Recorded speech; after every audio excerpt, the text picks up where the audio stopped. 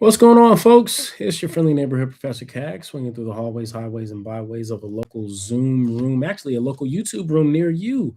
We are doing our first YouTube live, ladies and gentlemen, and we are also closing out the end of our second week in summer school, which means that we all have an essay that is due that's coming up pretty soon this Sunday. All right, folks. So without further ado, let's go ahead on and let's get right on into it. First, let me finish clearing off my desk here. Um, throughout today, I was pleasantly surprised uh, by my nieces and nephews who gave me a call. They're out in Las Vegas, and one of my nephews ended up actually or actually two of my nephews ended up discovering an old game that me and their dad used to play. And they've discovered it on their own. And so now that they found out that we actually used to play it, now they want to actually try to play it right along with us, which is really great. Because it was a game that we were always pretty enthused by. So that was pretty cool. I actually got a nice little surprise from from my two nephews, and also my niece as well. Um, it looks like we have some folks here. What I'm going to do is I'm going to actually kind of take a pause really briefly. You might actually, on the recording, I'll actually zoom through this, but for right now, if you're joining me live, um, you'll just, I'll ask if you can bear. What's going on? How are y'all doing today? I hope everybody is doing well. Um, This is the first in our weekly YouTube live series. So every week I actually come to you with a lesson. Sometimes it's a lesson, sometimes it's just holding space for any questions that you all may have in regards to your first writing assignments. Sometimes I'll actually come with a special guest. Um, excuse me. And other times, I'm just here to hold space so that way we can kick it. We can actually just kind of connect, chop it up back and forth. I like to hold these YouTube lives, these live YouTube sessions in the evening time after presumably and hopefully, more hopeful than presumable, everyone is off of work. And I say hopeful because everybody has different work schedules. So, but fear not, fret not. If you find yourselves at work, you can certainly, if your job permits it, if the space permits it, and you have like a little earbud or something like that, you could always pop me in your earbud and just kind of give a listen, and then go back and actually watch the recording, which I always make available under our YouTube live schedule. So, let me actually kind of start right there. I'm going to share my screen with you all so that way you can see what I see. And in sharing the screen, I want to make sure that you kind of know where to go in order to access the YouTube lives. Now, let me click over here to view this as a student. So that way, again, you can see as I see. We're going to go directly on over to announcements. Okay. This is our main announcement page. You'll see I've just actually posted up a new announcement. It's really a modification of the old one. I don't want to inundate you with a ton of announcements, but what I will do is sometimes I'll actually update the ones and then just kind of resend it. So that way you'll get the notification and boom, when you come back here, you don't have to like comb through thousands of announcements. Somebody actually give me some feedback in the chat or on a inbox after you go back and you rewatch this recording, and let me know if that helps to not have 10,000 announcements to have to sort through. But the place where you can go in order to find the recording of the YouTube video, every YouTube live that will do this session, is right here under where it says YouTube Live Writing Support Sessions Summer Schedule, Summer 2026 Schedule. So when we click here, we'll scroll right on down. There's a friendly message here, and it says more or less the same things that I've been saying from Monday Also in Tuesday's video that I made, Monday's announcement, Tuesday's video announcement, which actually came on the heels of Monday's post announcement post, right? And so it just basically gives you the who, what, when, where, and why of the YouTube series. And then down, if you scroll all the way down to the bottom, you'll see the YouTube live session schedule, summer 2026. Now, here we're in week 2, right? Which is, of course, the week that we're currently in. And if you're watching this on recording, we are indeed in week 2. And that's when our YouTube lives actually begin. Okay. That's when I begin recording our YouTube lives. And so here you'll be able to see what topic we're going to discuss and discover in that session. And then also to the main focus area that will kind of dive in. Usually the focus area revolves around the writing assignment topic that is actually due the following Sunday. Our YouTube lives are typically Thursday. This is the space where I actually go over kind of the how-tos, and I show you all how to build with brick and mortar, metaphorical brick and mortar, your arguments, your writing assignments, your essays, right? Brick by brick, pylon by pylon, okay? So let's see. Give me just one quick second.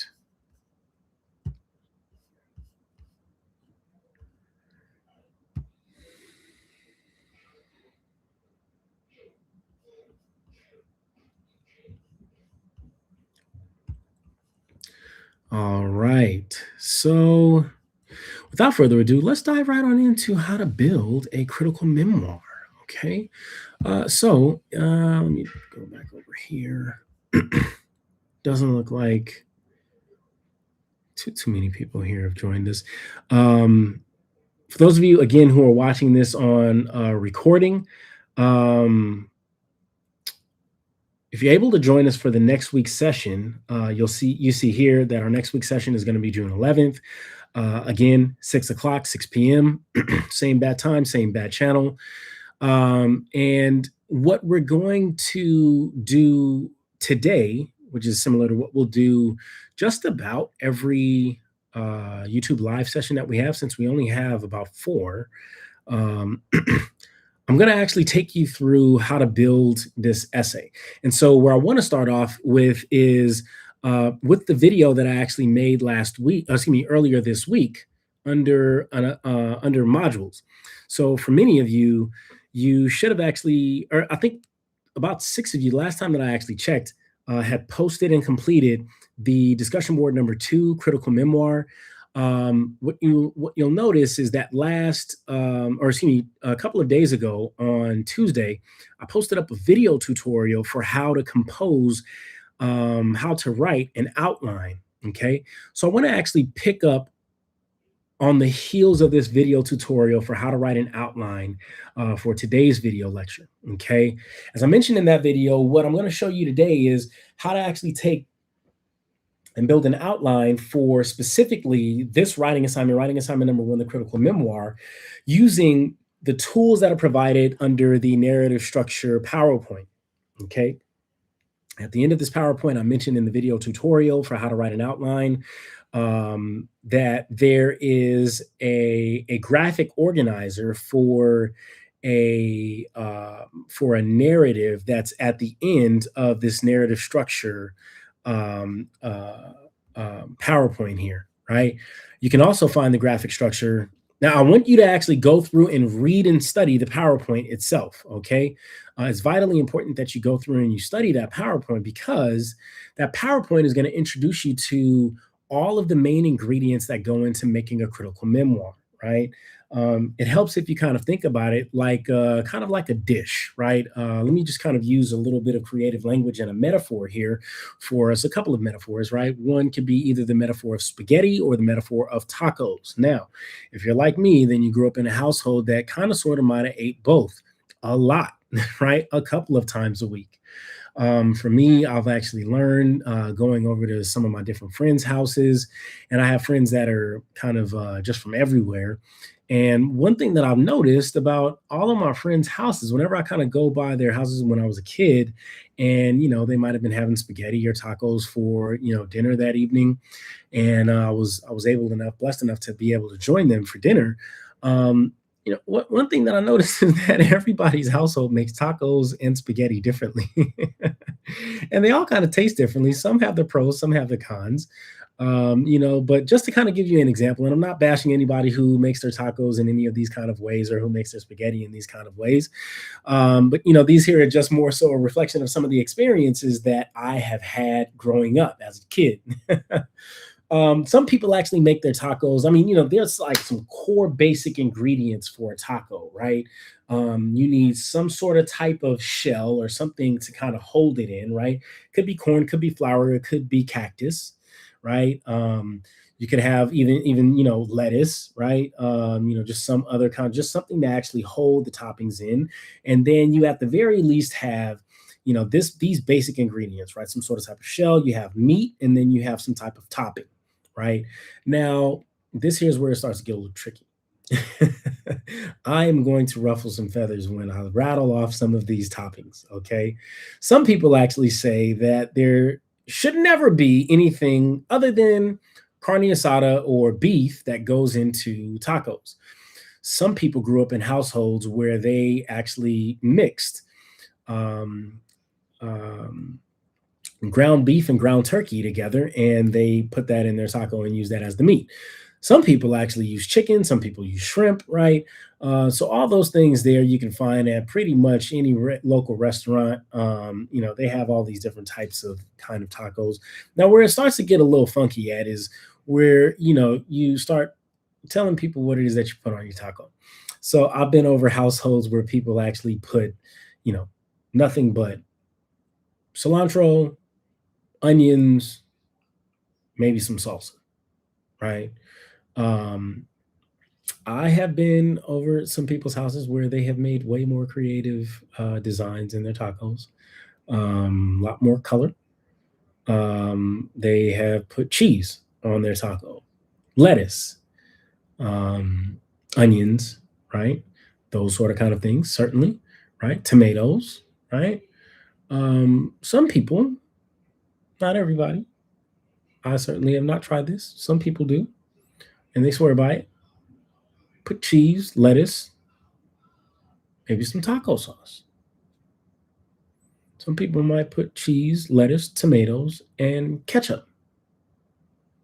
Other people may actually put, you know, spaghetti on top of their taco.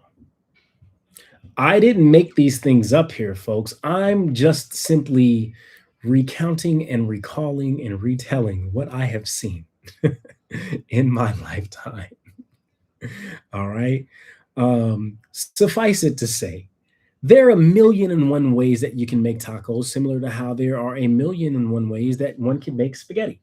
I've seen spaghetti with top ramen noodles, ketchup, and little Vienna sausages, okay, mixed up, and people call that spaghetti. I've seen some people actually mix ground beef with tomato sauce, ragu, fresh out the jar, pour it on in there, mix it on up, right? They put some garlic, they put some onions, they put some bell pepper, right? They might actually put a couple of little chili peppers, give it a little spice, little kick, and then they also have some noodles, right? Some people love spaghetti noodles, some people love fettuccine, linguine, so on and so forth, right? Here's my point here, okay, folks? Let me get right on down to it, right? Some people actually put olives in their spaghetti. I'm just the messenger, folks. I'm not saying I've done these sort of type of things. I've just quite simply seen a lot as a child growing up. Here's the point. Your essays that you're going to submit on Sunday are similar to a taco dish or to a dish of spaghetti, meaning that there are a variety of different ways that people can actually make a kind of specialized version of it, right? Their own unique kind of version, right?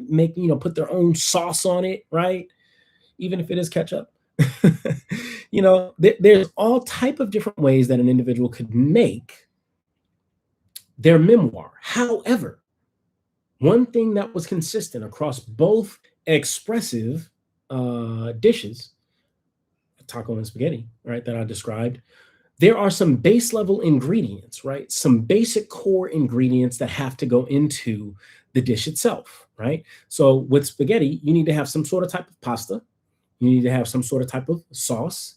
and you need to have some sort of type of topping, right? Whether that be meat, or whether that be meat and vegetables, or whether that be like meat with garlic and onions, something like that, right? Some sort of type of toppings, olives, right? Whatever. With tacos, you need to have a shell, meat, and some type of topping, right? Similarly, right, your critical memoirs should have at the very least a basic level of ingredients that every single memoir should have. What are those ingredients? Let's take a look at the assignment itself. I'm going to scroll right on down to what this essay should include. This is your basic menu of ingredients that should go into every single memoir. In other words, folks, let me be very clear. This is what I shall be grading you on, okay? On the development, not just the inclusion, right? You can include these things and they could be done very poorly. I am not going to reward or evaluate essays or narratives that are actually written with these things here included, but that are not developed well. I am evaluating how well it is that you develop these techniques here, right? Okay, so let's talk a little bit about what these ingredients are, right? Let's first and foremost go over them. So, first and foremost, and this is not necessarily in a chronological or a particular order in which we should actually see these things. Let me double check on my YouTube stream, make sure that I don't have any questions in the chat. These are not necessarily things that you should see first, second, third, fourth, fifth, sixth. No, this is not that kind of list here, right? This is just quite simply an ingredients list that should include, or that covers what should be included in the essay itself. First and foremost, all essays, all narratives should include a central idea. This should be displayed somewhere within the first paragraph, particularly in the last sentence of the first paragraph. I should see what the main idea, or in other words, what the central idea is defined as, right? The universal ideal or lesson that you discovered through this particular experience. I should be able to see that in the last sentence of the first paragraph, okay? Make it as clear and concise as possible. You only need to have it, you only need to write it as one sentence, okay? That's one. Two, every single, see, this is what I mean by it's not chronological, it's not sequential, right? This is not in any particular order, because ostensibly, I should see a title before I see your central idea. But suffice it to say that a central idea is also connected to the central, to a title, right? The central idea is connected to the title. They're like brother and sisters, right? Like maybe a year apart, maybe like 10 months apart, okay? But a central idea is the more elongated version of its shorter brother or sister. Its shorter brother or sister, not necessarily older or younger, but its shorter brother or sister is known as the title. The title summarizes the narrative's central idea, and I want to actually kind of see, right, how well it is that you could develop it within 3 to 5 words, right? That's like a little sweet spot.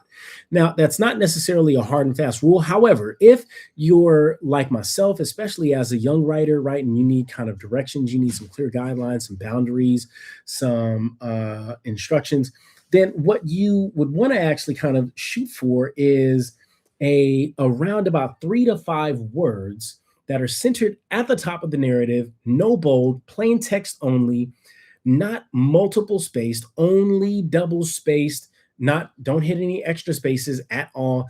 You want it to actually flow within the framework of the spacing that's already, that you will establish throughout the entire narrative. And I'll show you all how to actually format. This is a formatting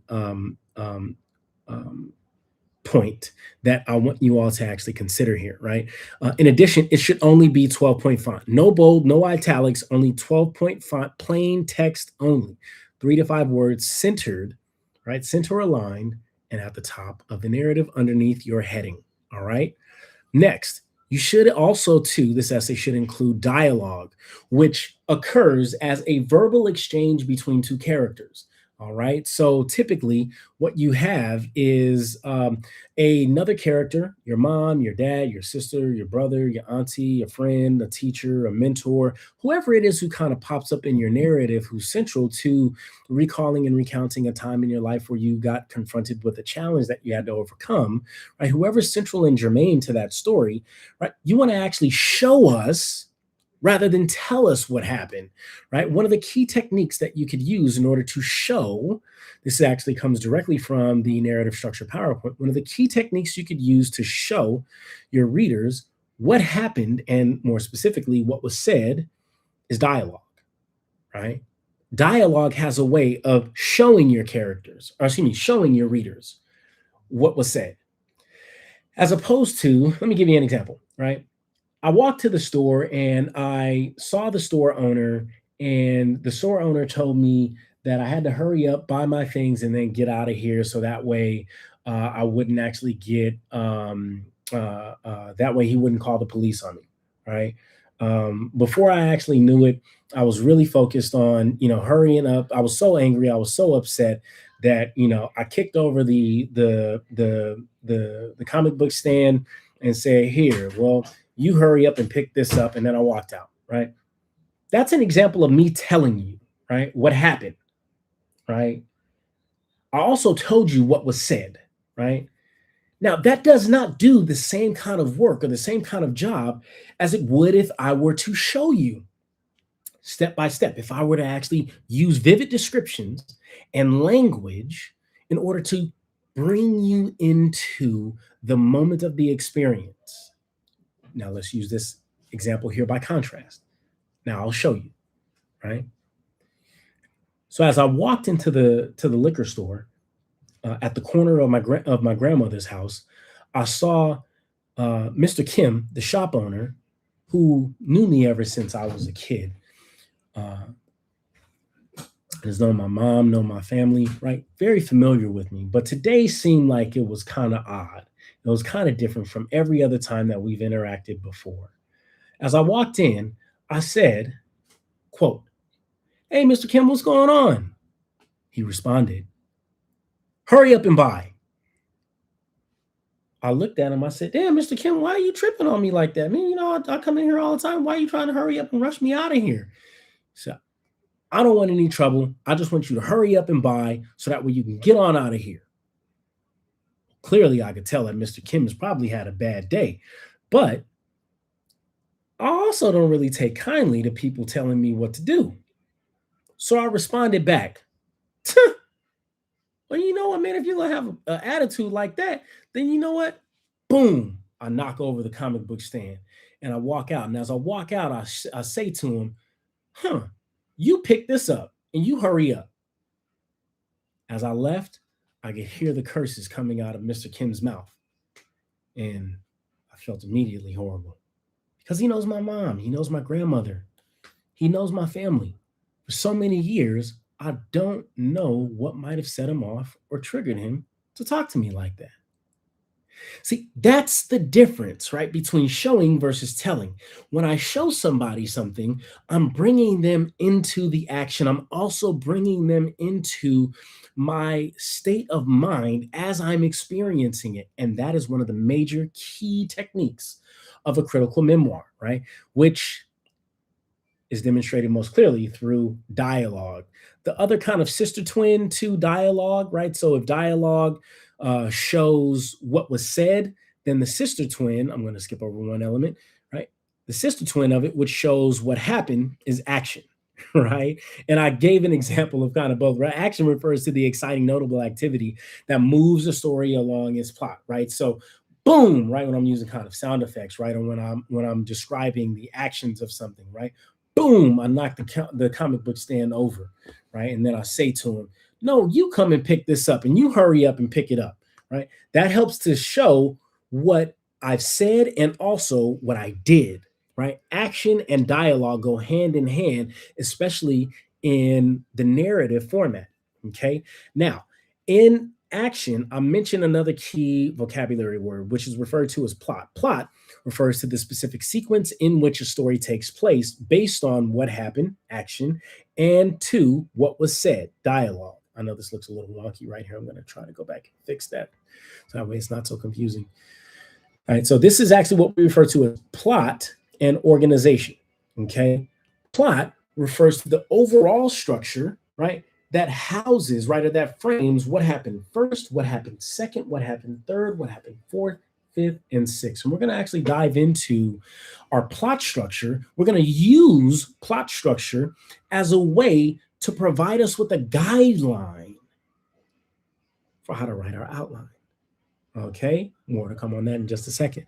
Next, the last three things that we need to actually see in this essay, the last three basic ingredients of every single memoir, every single narrative. It doesn't matter if you've seen a narrative in a magazine. It doesn't matter if you've seen a narrative in a comic book. It doesn't matter if you've seen a narrative on a blog. It doesn't matter if you've seen a narrative on the movie screen, TV screen, books, film, music, movie. All narratives have these basic core ingredients. The last three of which include analysis, right, which helps to answer the how and the why questions that actually arise throughout the plot, right? So when something occurs, right, and when you show your reader something that happened, right, what is going to pop up is in the reader's mind's eye is, well, how did that occur, right? Or how did you arrive at this point? And also the question of why, right? Well, why did the reader is going to think to themselves, right? Why did this author feel like that, right? Your analysis, which typically comes in the conclusion, right? Not necessarily, not throughout the entire essay. You want to actually save it for the conclusion, okay? And this here is just a specific kind of feature that helps to maintain organization and clarity throughout first year writing students' essays, okay? Right now, if you're like a professional writer, then there are different conventions that you can kind of break, remold, and reform, right? Where you're providing an analysis all the way throughout. But we're not in the professional writing space or stage. We're in the first year college level student writing phase. So I want us to actually kind of practice organization, okay? And pulling our ideas together in these very clear cut, sequenced ideas or clear-cut sequence of events, right? Where the analysis comes in the conclusion, right? Where you're able to answer all the questions of how and why that might pop up throughout your narrative, right? If there's any idea or ideas that you want to actually emphasize or kind of re-stress or like kind of re-explain to your readers, and the conclusion is the place where you want to actually do that, because that's the part, that's the last thing that your readers are going to read that leaves a lasting impression with them. Next. Imagery. Imagery actually is developed and occurs throughout the entire narrative itself. From the opening sentences, you need to always show your readers rather than tell them, right? Imagery is another technique right alongside of action and dialogue. As a matter of fact, action and dialogue work in the service of producing images in the reader's mind's eye. Sometimes they might actually use hyperbole. Sometimes imagery is actually demonstrated through metaphors or similes. Any kind of imaginative language or figurative language, all those techniques that you may have actually learned, right? Simile, metonymy,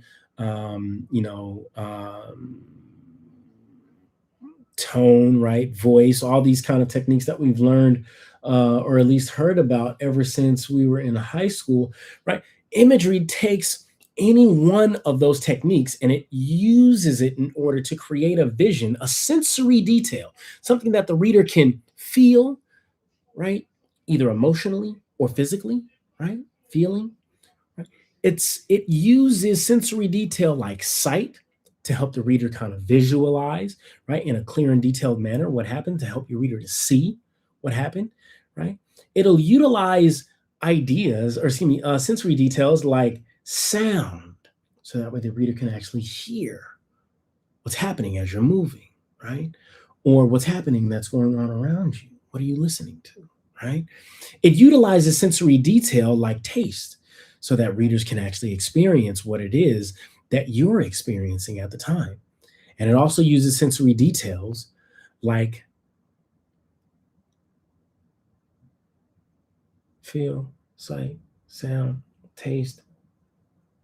What's the other one? Oh no, your friendly neighborhood professor is having a brain fart. Quick, somebody in the chat.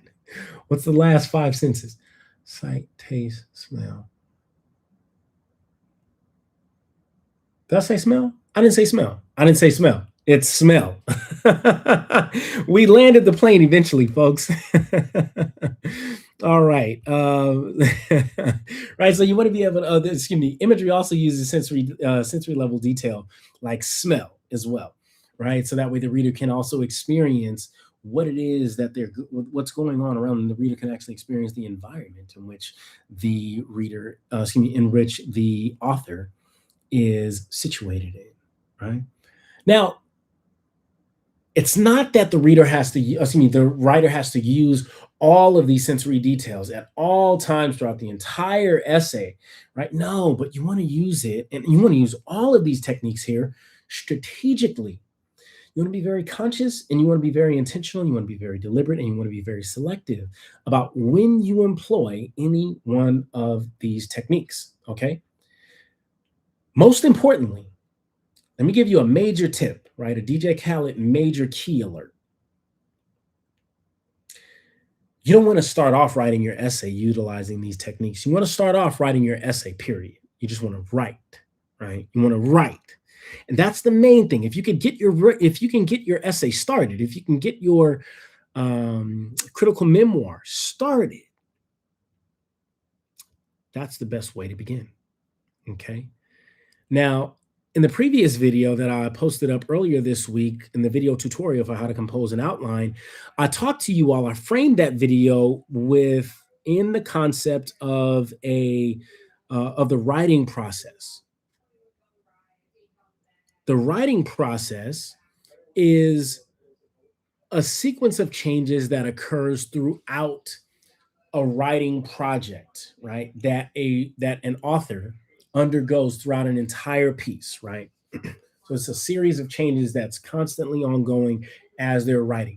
And one of the first things that I talked about and discussed in that video, specifically the first step of the writing process, right? It begins with planning and shaping, so a kind of freestyle, right? And then it moves on to drafting, right? Now, there's a difference. Go back and rewatch that video. I'll kind of summarize it right here and right now for the purpose of this video, but go back for further explanation and rewatch that video if you, in order to kind of catch the reference here. But in order to get your essay started, you need to start writing.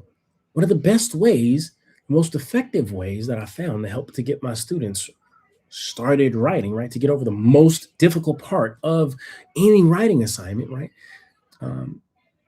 It's getting started by writing a freestyle. Actually, it's getting started by writing an outline, right? And an outline, kind of similar to some of the other elements of planning and shaping, is a kind of non-conceptual, but yet organized sequence of ideas that pop up, right, in your narrative. Now, how do you begin writing an outline? Let's dive in. Let's take a look. So what we want to see here is if we scroll on up to not necessarily the top, I'm just at the top of the writing assignment itself, right? But if you scroll up to this section here where you have this navigational plane, you can actually see that there's in the second column on the right, organizing a link that'll lead you to a tool for organizing your narrative memoir. Now let's click that, okay? This is the first step for how to get started with organizing your narrative, for writing an outline for your narrative.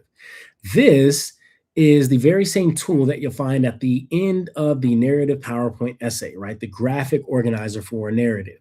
Now, in this tool, you have at least 4 major bubbles over here to the right, which indicate the major sections of your essay. Right? So section number 1 is actually not even really fully a section. It's the title, right? So absolutely, yes, every single time you write anything in my class, I don't care if it's for a discussion board, I don't care if it's for a dialectical journal, I don't care if it's for the formal writing assignments, everything needs a title. And the title of the assignment, let me tell you something, I am verbalizing this to you on this recorded live stream, folks.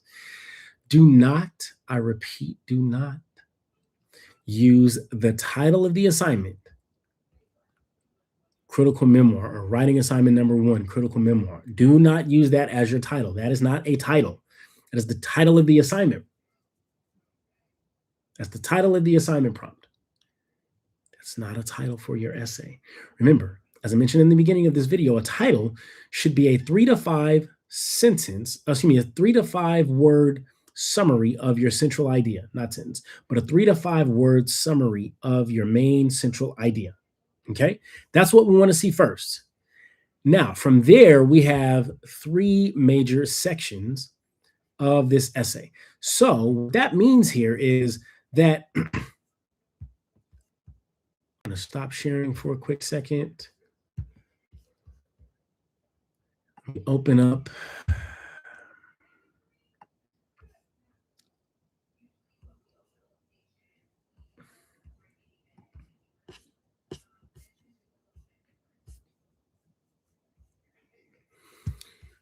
Open up some stuff here.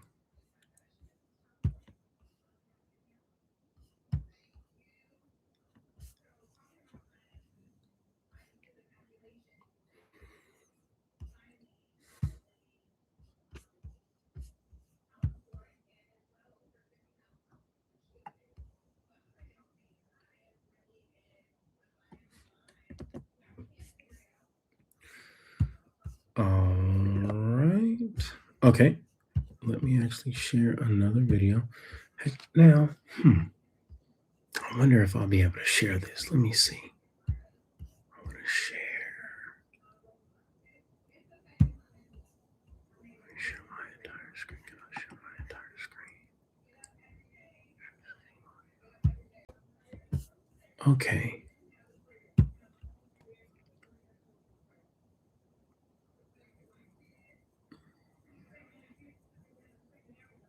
Hopefully you can see this and my screen is not blank. If it's blank, I'm sorry. Let me just describe what it is that I'm looking at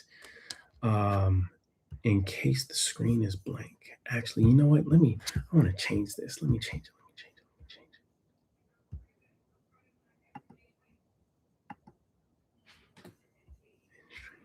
Okay, there we go. All right. Okay, so let me see. Let me share a window. Okay, all right. This might actually work a lot better. There we go. Okay, so it looks like you can see what I see. Excellente. Okay, folks, so as I mentioned, yes, you need a title right here, right? So let's go ahead on and let's do a title. Let's say I'm just going to write fire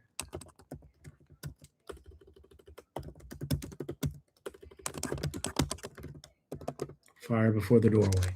Okay, so there's my title. Notice how I have my heading up here. You should actually, your alarm should be blaring. There's something missing up here, right? I'm going to double click in the header space, and I need to actually include my header. So I'm going to first go to align right under my home. I'm using Microsoft Word, by the way. Same thing also works for Google Docs if you use Google Docs too as well. I would not recommend using Pages. I would certainly go and type in on Google Microsoft Word student version for free, okay? And go use the online version of Microsoft Word or Google Docs, okay?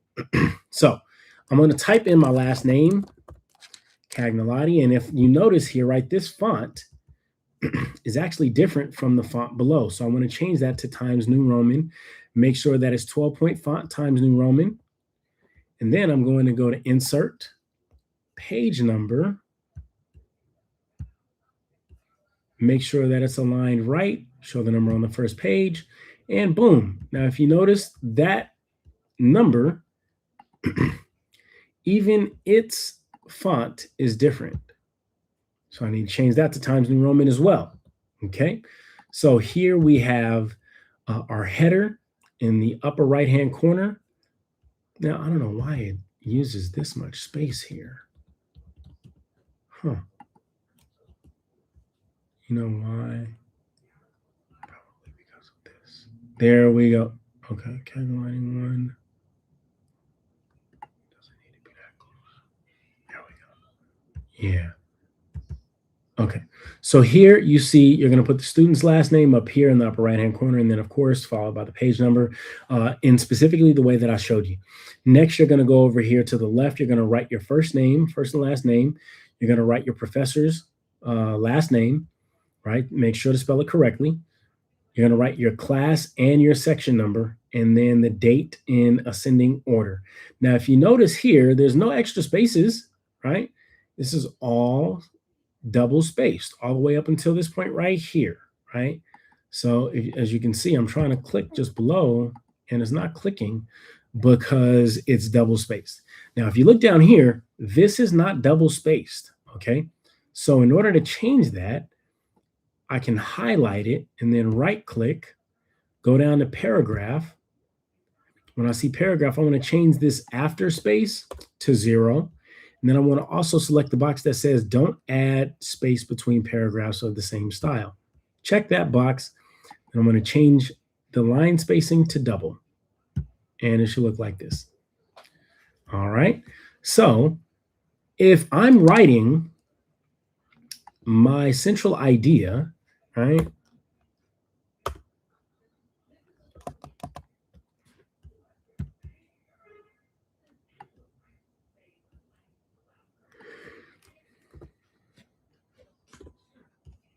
Now, my central idea is, let me go back to my story.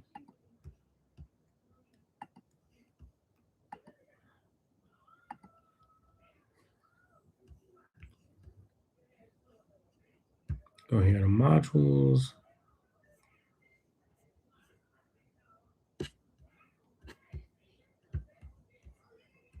Personal history statement. It's the handout. Right.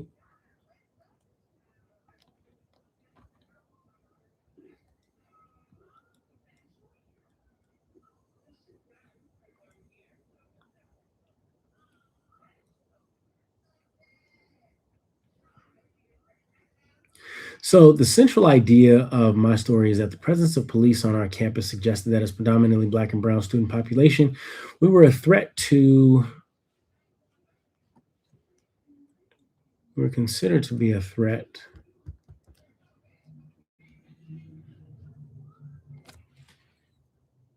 and that our educational environment, as well as us, as well as our bodies, needed to be contained, policed, and restricted.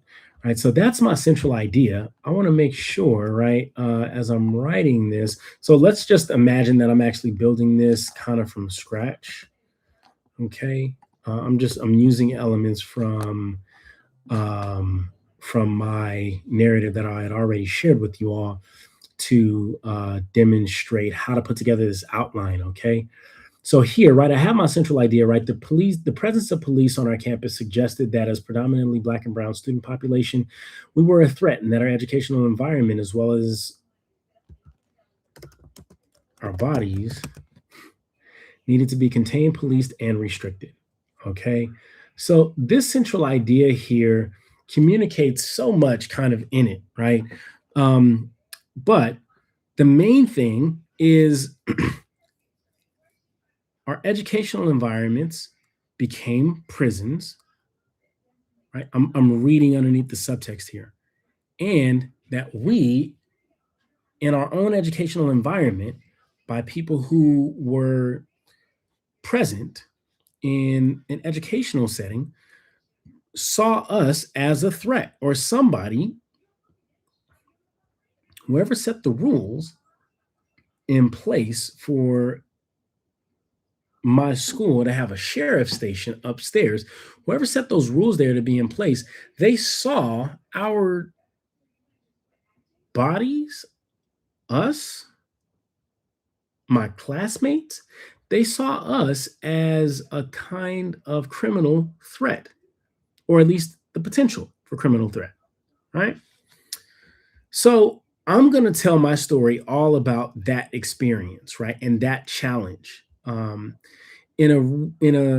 The other thing that's being communicated here in a metaphorical way is that the police being on our campus actually being just outside of our campus. Every single time that we actually arrived from at our bus drop off, there were police that were in front of our campus doors, and that was the fire before the doorway.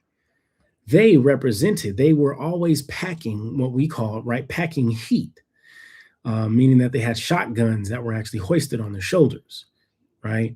And many of them, for many of my classmates, that kind of signaled danger. So what I want to actually do here is, if I'm moving through the outline portion, right, I have the intro, right, which I need to actually kind of break down. I have background, I have the setting, I have to establish let me see, what else was it now?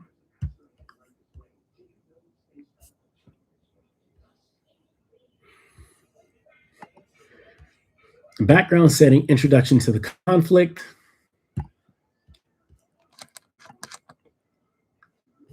Background setting, introduction to the conflict. Hold on 1 second. Okay, there we go. Background setting, introduction to conflict.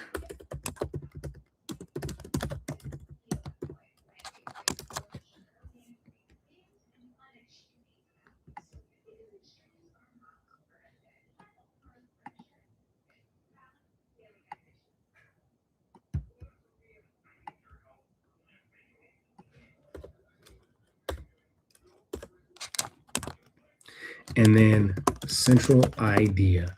Now you can see each one of these as like subsections within this larger intro here, okay? Right, so for my intro, I wanna actually introduce people to the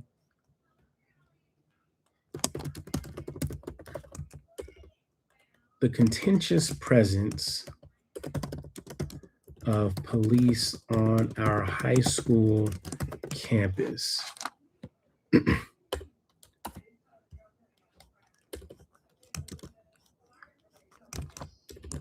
As soon as we arrive from our bus drop off.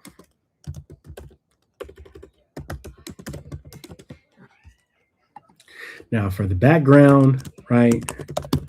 Students come from the surrounding neighborhoods, right? I myself was bused from LA. Whoops. Actually, you know, it'll work better if I say, right? I grew up in Los Angeles and was born, and was bused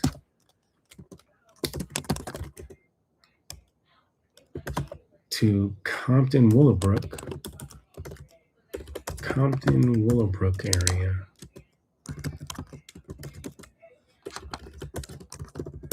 to attend King True Medical Magnet, right? Okay. This is what I'm trying to actually get you all to begin to develop in your discussion board, in your discussion boards. Okay.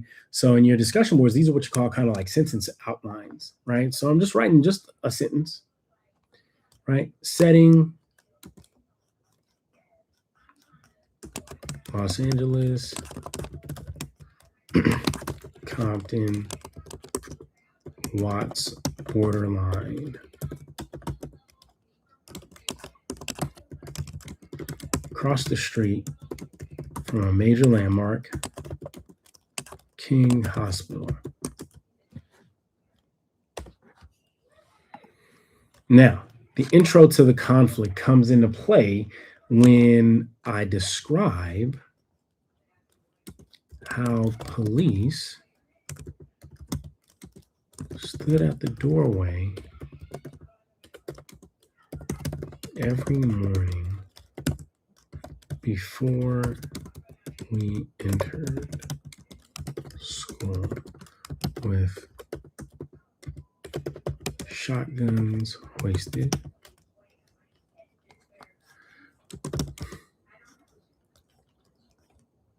and tactics bag.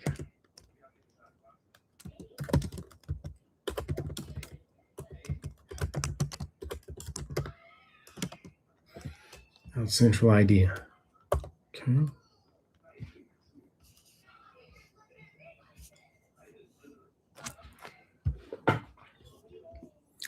Now for the central idea,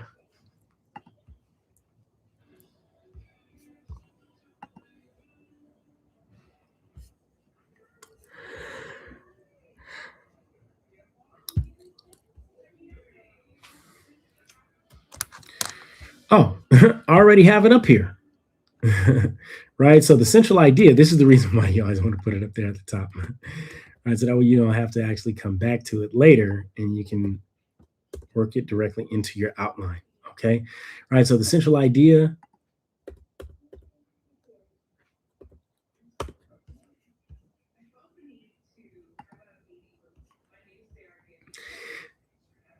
The presence of police on our campus suggested that as predominantly Black and brown student population, we were threatened that our educational environment as well as our bodies needed to be contained, policed, and restricted.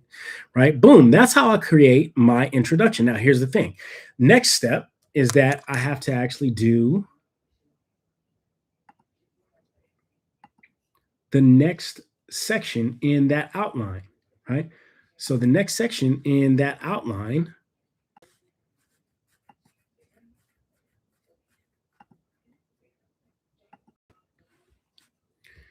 body paragraphs. And here, my subsections are going to be event number 1 with action and dialogue, event number 2 with action and dialogue, event number 3 with, say it with me now, and event number 4, which should be the ultimate climax, right? That is to say, the highest point of tension between, in this case, for me, in my story, right, the antagonists are not only the police, right, or the sheriff specifically, right? It's not only the sheriffs, but rather it's the kind of thinking that suggests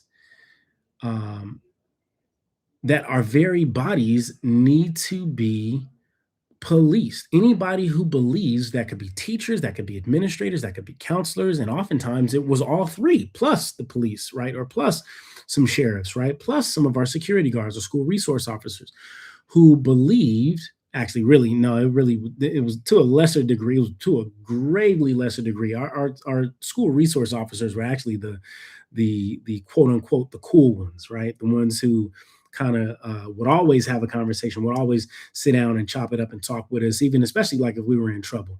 And oftentimes, right, they could actually talk to some of the hardest hit kids in the school and kind of get them out of trouble. Not so much get them out of trouble, but like talk them into doing the right thing. Make it so that way they kind of reduce the amount of time that they spent outside of class in the principal's office, right? So the school resource officers weren't necessarily individuals who kind of demonstrated that kind of thinking, but rather sometimes the counselors, sometimes the teachers, sometimes the sheriff, sometimes the administrators, sometimes, a variety of different folks who ended up kind of working on the campus, right? They had love for us, but they also too just kind of trafficked in the idea or the belief that we needed to be policed, or that we were somehow wild, or that we were somehow just all over the place. And that was not what we needed. What we needed were educators, right? And all of those people who I mentioned were educators, right? What we needed were educators who taught us how to think, who taught us how to engage, who taught us how to think critically while making connections between the words that we were reading in the classroom and the world that we were living in outside. That's what we needed. And my story talks about a teacher who actually did that. So that's exactly what I'm going to actually tell in my sequence of events. I'm going to tell the order and sequence of events where event number 1 occurs that leads to event number 2, which also leads to event number 3, and ultimately event number 4, right? Now, event number 1 actually looks at me getting in some trouble, right? Also, too, some of my friends getting in trouble.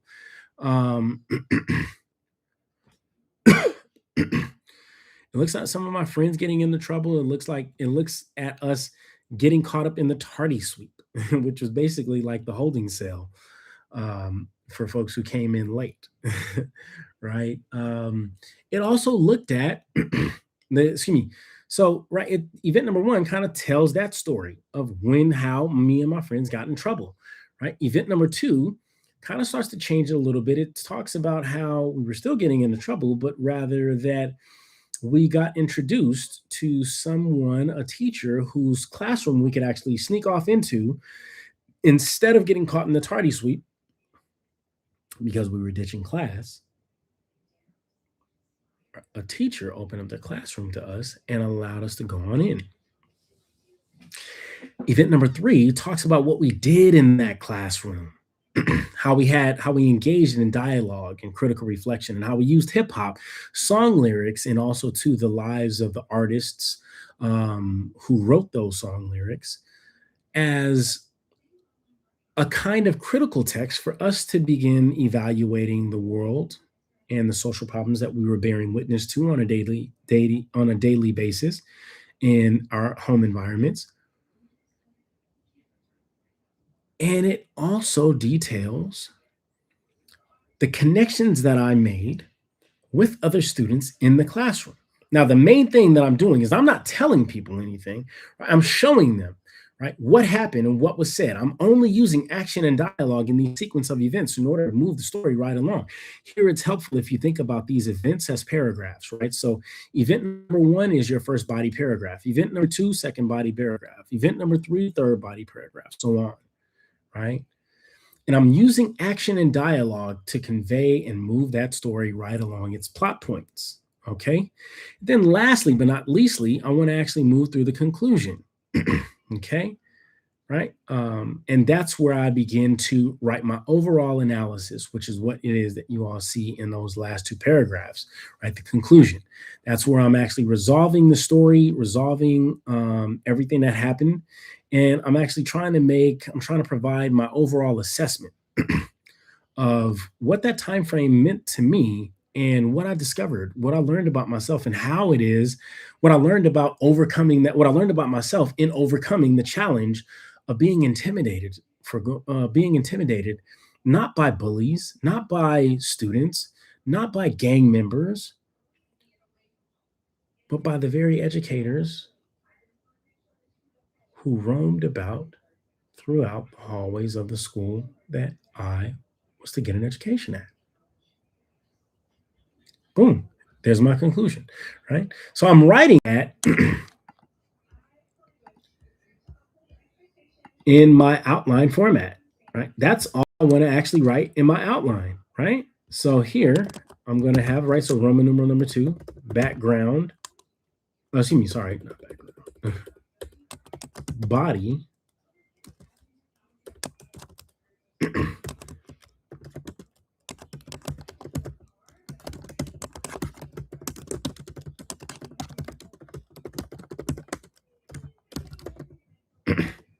Right? I'm going to write event number one, event number two, event number three, and event number four. Okay. Oops. There we go.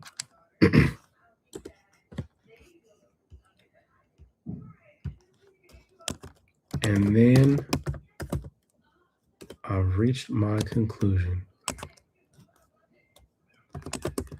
Here now, I would write my analysis of a series of events and what I discovered about myself and overcoming those challenges. Next, I'm going to actually write how this experience changed my perspective on my own abilities.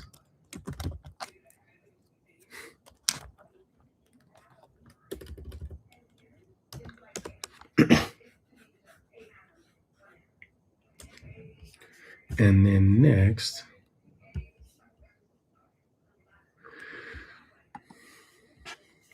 not forgetting about the assignment prompt and the essay that's, the question that's being asked, right? How has this challenge affected your academic achievement, right? How has overcoming this challenge affected my academic achievement? Okay. And then check this out, folks. Here, boom, I have an outline. So here's the thing, right? From here, what I can do is I can start to write my essay. All right. Now, whether you start with the first Roman numeral or capital letter A, and you just start, freestyle writing, right? The first thing that comes to your head, right?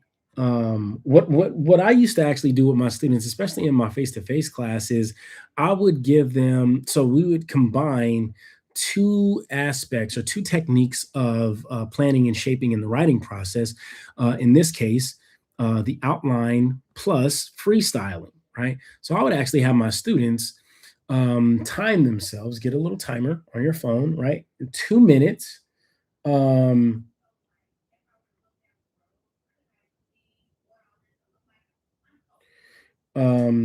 2 minutes, and for 2 minutes, I would have them actually write on the first capital letter that they see, right? So if it's the background and all they have to go on is students come from the surrounding neighborhoods, right? I grew up in Los Angeles and was bussed out to Compton, Willowbrook area to attend King Drew Medical Magnet, right? Then for 2 minutes, I'm writing nothing else except for just on the background. I might actually put some music on and put my timer on, boom, and I'm just going to write the first thing that comes to my head. Don't even worry about making any mistakes. Don't worry about any punctuation. Just keep writing and just write the first thing that comes to your head about your background, right? And then once your timer is up, switch to the next topic. Restart your timer and then do a 2-minute freestyle on the setting.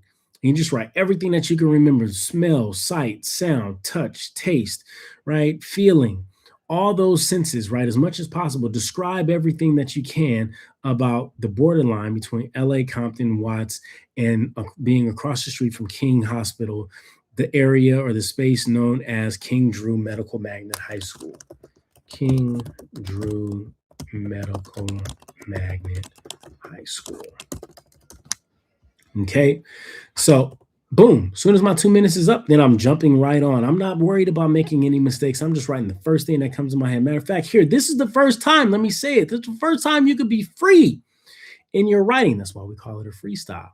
Because freestyle, right? True freedom, especially in writing, does not look as a mistake as something wrong. They look at a mistake as an opportunity for new innovation, right? This is what's so significant, so powerful, so compelling about hip hop and freestyle, right? As an art form. It's also, too, the very same technique that you'll find present in jazz music, right? It's called improvisation, okay? Right? Where band members don't worry about the mistakes, right? They just play and they just play to their heart's content, right? Here, we've got a little bit more structure. We're playing for 2 minutes, right? We're just writing the first thing, and don't pick up your pen. Just write. Even if it's the same word over and over, write. Just write, right? And then get all the way through your intro. And then, right, once you get finished with your central idea, right, and you just kind of elaborate on it and do all that stuff, right, you can kind of boom, move. Now you're done, right? Take a break. Take a break for a hot second, right? Breathe. Once you take your breath, then you get right on back to it. Start your timer again.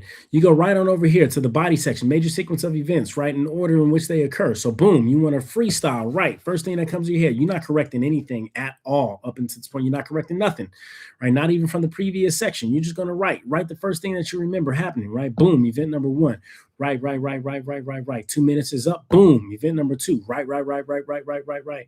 See, this is why you have to actually kind of include these kind of things, right? At least a start or a sentence, right, in each one of these components of subdivisions of your outline here, okay? Because the one sentence, even if it's a question, right, the one sentence gives you a starting place. It gives you a starting point, right? It gives you something to look at and to respond to so you can elaborate, right? See, it's much more difficult for me if I don't write anything right here and I'm just trying to create something off the top of my head. It's much more difficult for me to actually write about event number one if I don't know exactly where I want to start. You see what I'm saying? So you want to actually, when you get to the body section of your essay, right, you want to think, okay, so what happened that led to my self-discovery? What happened to me learning about how I respond? What led to me discovering more about myself in response to this challenge, right? And that's how you want to think about each event and which event you want to include. Okay. So that's going to be all for today. I don't want to actually take up too much of your time, folks. Excuse me. Thank you all so much just for attending your Friendly Neighborhood Professor's YouTube live stream. Hopefully you were able to get something out of this. I will actually post this video here up for you to go back into watch, for you to go back into review, to see any of the techniques that I actually used and to use some of the techniques that I used in your own writing and in your own writing process at your leisure. Okay. Well, ladies and gentlemen, I will see you all next week. Same bat time, same bat channel. Once you submit your essays on this Sunday, it will take me about a week to actually get back to you, or rather to provide you all with critical commentary and feedback. So make sure to make sure that if you want to receive any sort of type of feedback, that you see me during office hours for next week. Okay. If you want any feedback prior to, if you don't want to wait until the following week, right, make sure to schedule an office hours appointment with me, and then we can sit down and go over it together. Okay. All right, folks. Well, hopefully you all were able to get something out of today's YouTube live stream. I'm your friendly neighborhood Professor Cag, signing off. Take care of yourselves and each other. Have a great weekend. Peace.